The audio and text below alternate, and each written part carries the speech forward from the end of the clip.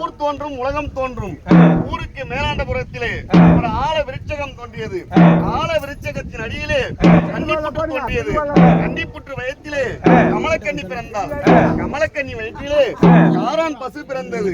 காரான் பசுவை கம்மாள பறையர்கள் ஒன்று கூடி காலை கட்டி கழுத்தை அறுத்து தோலை உரித்தார்கள். அதை அங்குஜன், நீலன், அனுமான் என்று சொல்லக்கூடிய மூவர்கள் ஒன்று சேர்ந்து அதை 5 பங்காக பிரித்தார்கள். அதிலே முதலாவது பங்கானதை சிவபெருமானின் மனைவியான சிவசக்தியை எடுத்துச் சென்றார்.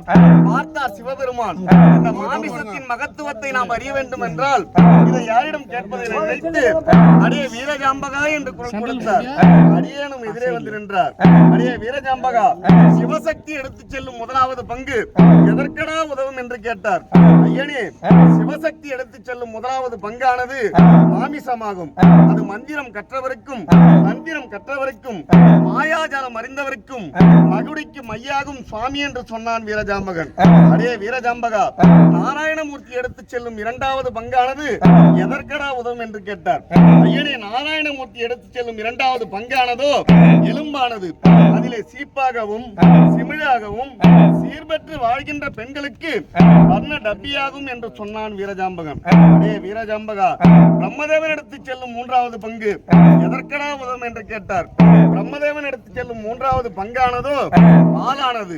அது அரச பரம்பரைக்கும் அருள் கொடுக்கும் தேவருக்கும் வீசும் வெண்தாமரையாகும் சுவாமி என்று சொன்னான் வீரஜாம்பகன்.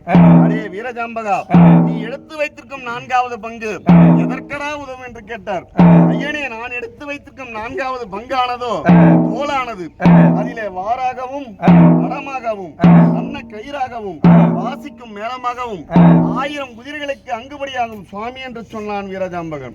அடே வீரஜாம்பகா, யாருமே எடுத்துச் செல்லாமல் வைத்திருக்கும் 5வது பங்கு எதற்கடா உதவும் என்று கேட்டார். யாருமே எடுத்துச் செல்லாமல் வைத்திருக்கும் 5வது பங்கானது சாணமாகும். அதிலே நீரிட்டு கரைத்து சீர்கெட்ட வீட்டை மொழிகினால் அங்கு மூதேவி தொலைந்து ஸ்ரீதேவி பெருகும் சுவாமி என்று சொன்னான் வீரஜாம்பகன். அடே வீரஜாம்பகா, பசுவின் மாமிசத்தின் மகத்துவத்தை நான் அறிந்து கொண்டேன். அடுத்து திசையின் திருப்பலனை கூறடா என்று சொன்னார் சிவபெருமான். ஐயனே, வடக்கே வல்லாளம் துறை, தெற்கே தேவரன் துறை, மேற்கே மேலாளம் துறை, கிழக்கே ஜாம்பகனின் துறை, அது என்னுடைய துறையாகும் சுவாமி என்று சொன்னான் வீரஜாம்பகன். அடே வீரஜாம்பகா, திசையின் திருப்பலனை கூறினாலும் அதன் திருப்பயன் என்னடா என்று கேட்டார்.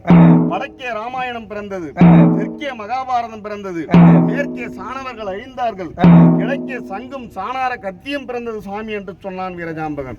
அடே வீரஜாம்பகா, கிழக்கில் பிறந்த சங்கும் சாணார கத்தியின் மகிமை என்னடா என்று கேட்டார் சிவபெருமான். இறந்த பின்பு தாயின் கொடியறுக்க சாணார கத்தியும், இறந்த பின்பு ஈமச்சடங்கை முடிக்க சங்குமே பிறந்தது சுவாமி என்று சொன்னான் வீரஜாம்பகன். அடே வீரஜாம்பகா, கால்பணம் உணர்ந்துண்டு ஆய்கரிசி வழிப்பிண்டம் வாங்கி உண்ணும் உனக்கு இவையெல்லாம் தெரிந்திருக்குமோ என்று உன்னை சோதித்து பார்த்தேனடா என்று சொன்னார் சிவபெருமான்.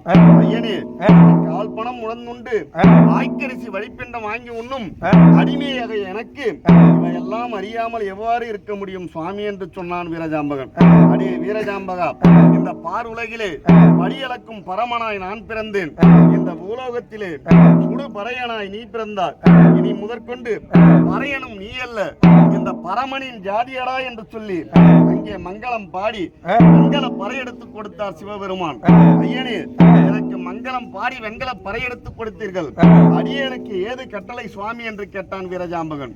அடே வீரஜாம்பகா, இனி முதற்கொண்டு இரவென்றும் பகலென்றும் பாராமல் 7-14 கோணம் சென்று அங்கே பால் சொரிய பூ மலர என்று பறைசாற்றி விட்டு வா என்று சொன்னார் சிவபெருமான். ஐயனே, நான் 7-14 கோணம் சென்று இரவென்றும் பகலென்றும் பாராமல் பறைசாற்ற வேண்டும் என்றால் நான் எதன் மீது ஏறி சென்று பறைசாற்றுவேன், எதனை உண்ணுவேன் என்று கேட்டான் வீரஜாம்பகன். அடே வீரஜாம்பகா, ஐங்கல சாராயமும் அரைப்படி கல்லுமே கலந்து வைத்திருக்கிறேன், அதனை அறிந்துவிட்டு மத யானை மீது ஏறி சென்று பறைசாற்றி விட்டு வா என்று சொன்னார் சிவபெருமான்.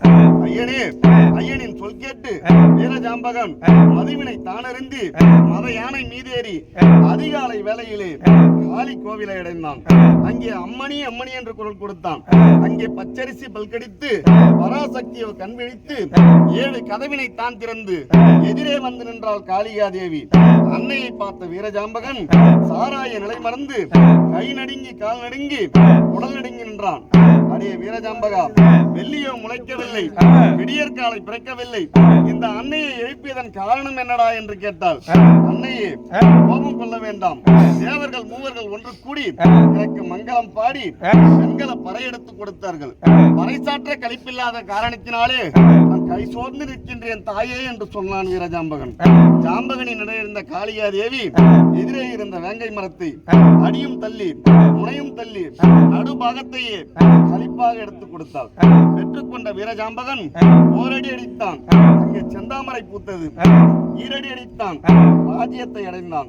மூன்றடி அடித்தான், பூலோகத்தை வந்தடைந்தான். அங்கே பூவுதிர, பிஞ்சுதிர, காயுதிர, கனியுதிர 6 மாத பிண்டமாகப்பட்டது அலறி விழ 5 தலை நாகனின் குடலழுகே என பறைசாற்றினான். பார்த்தார் சிவபெருமான், அடே வீரஜாம்பகா, நான் சொல்லியது ஒன்று, நீ செய்வது ஒன்றாயிருக்கிறது, ஏனடா இவ்வாறு செய்தாய் என்று கேட்டார். ஐயனே, தங்கள் சொல்படி செய்தேனே, ஆனால் அடியேனும் பிழைக்க முடியாது, இந்த பாருலகிலே பாவ புண்ணியங்களையும் கணக்கிட முடியாது சுவாமி என்று சொன்னான் வீரஜாம்பகன். அடே வீரஜாம்பகா, இந்த பாருலகிலே பாவ புண்ணியங்களை கணக்கிட வழி இருக்கிறதா என்று கேட்டார். அதையும் சொல்லுகிறேன் கேளுங்கள் சுவாமி என்று சொல்லி, தாயை அடித்தவனும் தாரத்தை மதியாமல் திரிந்தவனும் கோயில் சொத்தை தேடியவனும் கொள்ளை அடித்தவனும் கொலை செய்தவனும் பசி என்று வந்தவனை பாராமுகம் பார்த்தவனும் எசவன் எருதை ஏறிட்டு உழுதவனும் கூலியை குறைத்தவனும் குறைப்படி இட்டவனுக்கும் அங்கே பள்ளிக்குழி, பாம்புக்குழி, அரணைக்குழி, அத்தைக்குழி என்று சொல்லக்கூடிய நரகமே சேரும் சுவாமி என்று சொன்னான் வீரஜாம்பகன்.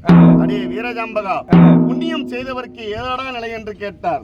மாமரம் வைத்தவரும் பூமரம் வைத்தவரும் மயிலேற மதல் சுவர் கட்டியவரும் தாயை தெய்வமாக நடத்தியவரும் தாரத்தை போற்றுபவருக்கும் அங்கே மல்லி, முல்லை, மந்தாரை என்று சொல்லக்கூடிய மலர்களாலே அர்ச்சனை செய்து தங்களின் திருப்பாதத்தில் வைத்து பூஜிக்க வேண்டும் சுவாமி என்று சொன்னான் வீரஜாம்பகன்.